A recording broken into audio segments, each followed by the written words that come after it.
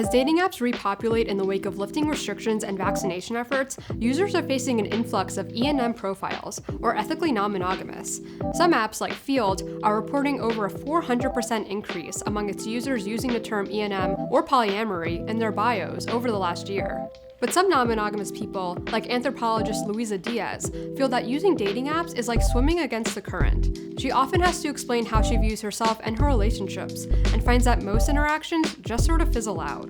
So, is it time that dating apps start to filter not only by age or interest, but by monogamous or polyamorous status?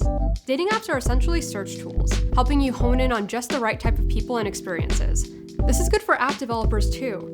As more and more people seek polyamorous relationships, they'll likely gravitate towards those services that better serve them as customers, including providing matches that, well, match. But filters can also be tricky.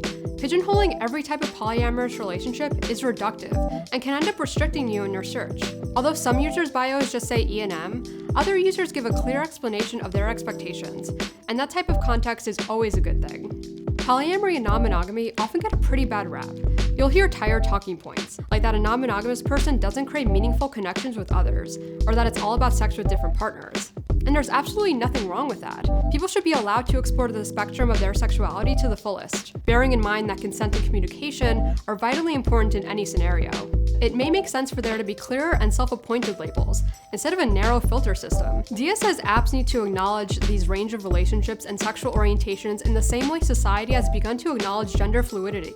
Our attractions and relationships are shaped by sexual orientation, gender identity, and our inherent views on relationship structures and norms. So it really doesn't make sense to isolate just one of those into a filter. With the pandemic and vaccines shifting the ways we date, questions like how we address these changes and how we incorporate them into our dating technology are still being answered and developed.